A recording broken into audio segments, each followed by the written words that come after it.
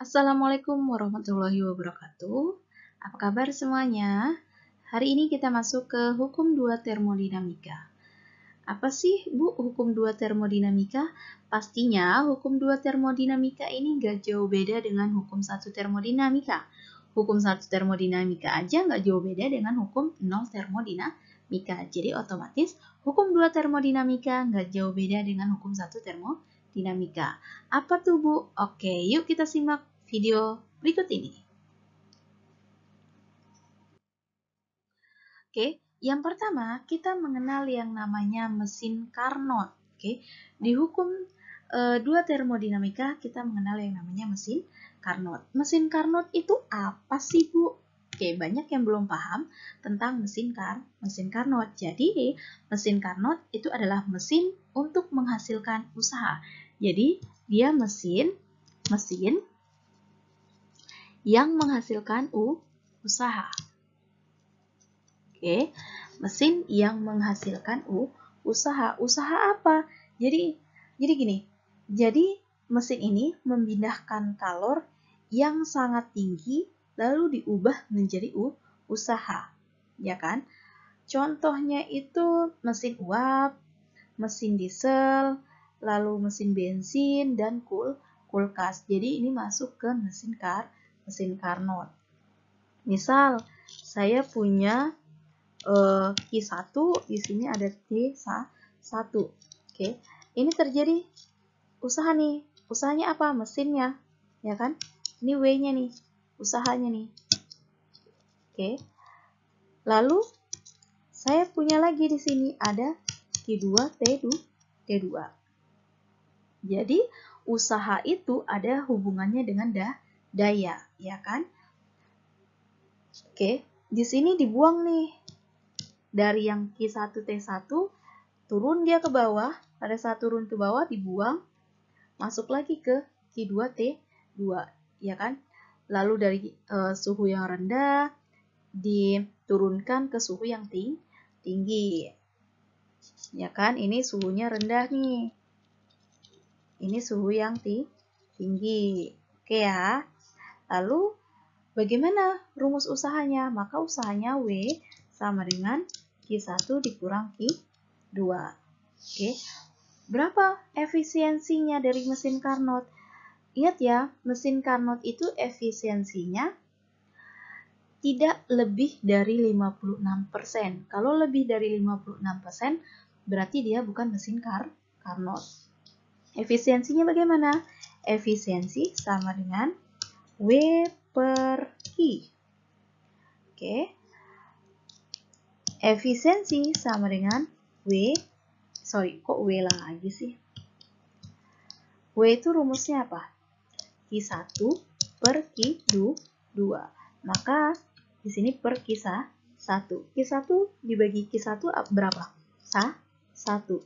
Maka efisiensi. Oke, kita masuk ke contoh soal. Contoh soalnya, efisiensi sebuah mesin Carnot menyerap kalor pada suhu 1500. Berarti T1-nya 1500 Kelvin. Dan membuang kalor pada suhu 500 Kelvin. Berarti T2-nya sama dengan 500 Kelvin. Pertanyaannya tadi adalah efisiensi. Oke. Di mana rumus efisiensi itu kan efisiensi sama dengan T1 dikurang T2 per T1. Maka efisiensi sama dengan 1500 dikurang 500 per 1500. Maka efisiensi sama dengan 1500 dikurang 500 ya 1000 per 1500. Efisiensi sama dengan 1000 dibagi 1500 itu 0,666 ya. Berarti 0,66. Ingat, efisiensi itu akhirnya persen. Maka 0,66 ubah ke persen, maka efisiensi sama dengan 66%. Selesai. Bisa kan ya? Oke, lanjut ya. Kalau tadi kita bicara yang namanya mesin Carnot, di mana mesin Carnot itu kita berbicara yang namanya suhu tinggi diubah menjadi usaha, lalu diubah lagi menjadi suhu yang rendah. Nah, kalau yang di sini, ini suhu yang rendah diubah menjadi suhu yang tinggi dengan membutuhkan yang namanya usaha. Oke, misal saya punya Q1, lalu di sini punya T1. Oke, di sini ada sebuah mesin, lalu di sini kita mengenal yang namanya Q2, di sini T2. Di sini kita ada usaha atau sama dengan W. Nah, kalau di mesin Carnot, dia kan suhunya turun ke bawah. Nah, kalau misalkan mesin pendingin itu naik ke atas. Oke. Kalau mesin pendingin itu naik ke atas. Jadi, kalor yang membawa benda itu naik ke atas. Oke. Membutuhkan apa? Ya, membutuhkan yang namanya usaha yang bekerja. Oke. Contohnya gini, Carnot itu mesin panas jadi dingin. Oke. Kalau pendingin, yang dingin jadi panas. Oke. Kalau kita bicara yang namanya mesin pendingin, maka kita butuh yang namanya usaha untuk mengubahnya menjadi panas. Oke. Untuk di mesin pendingin, kita mengenal yang namanya koefisien. Oke. Atau kita sebut dengan Kp. Oke. Maka Kp sama dengan Q2 per W. Ini rumusnya. Maka Kp sama dengan Q2 per Q1 dikurang Q2. Maka Kp sama dengan Q2 per Q1 dikurang 1. Ini rumus untuk koefisien. Maka untuk suhunya bagaimana? Maka untuk suhunya Kp sama dengan T2 dikurang, per T1 dikurang T2. Atau Kp sama dengan T2 per T1 dikurang 1. Ini boleh rumusnya dipakai dua-duanya. Yang ini pun boleh dipakai. Oke, ini untuk mesin pendingin. Ada pertanyaan untuk mesin pendingin? Kalau ada, silakan kalian komen di bawah. Kalau nggak ada, ya syukur-syukur kalian mengerti di mesin pendingin. Oke, contoh soal yang selanjutnya itu mesin pendingin. Oke, contohnya apabila besar suhu di dalam lemari es adalah minus 4 derajat Celcius dan suhu udara di luar mesin pendingin 27 derajat Celcius. Lalu menerima usaha luar 1000 Joule. Maka hitunglah kalor yang diserap. Jadi kita menghitung sebuah kalor yang diserap. Di mana dia mengatakan di sini ada minus 4 derajat Celcius. Itu T2-nya sama dengan min 4 derajat Celcius. T1-nya itu 27 derajat Celcius. Ini W-nya sebesar 1000 Joule. Maka kalian ubah dulu. T1 sama dengan 27 derajat Celcius ditambah 273. Maka T1 sama dengan berapa nih? 300 Kelvin. Lanjut, T2 sama dengan minus 4 ditambah 273. Maka T2 sama dengan 269 Kelvin. Oke, selanjutnya kita masuk ke A, kalor yang diserap. Maka A itu kalor yang diserap, berarti kita mencari K kalornya. Oke, kita mencari Q-nya. Oke, lalu di sini kita ada W, di sini kita ada suhu. Maka W sama dengan Q2 T1 per T2 dikurang 1. Maka Usahanya tadi berapa dapatnya? Usahanya 1000 sama dengan kalor yang ditanya, Bu. T1-nya sebesar berapa? 300. Lalu T2 269 dikurang 1.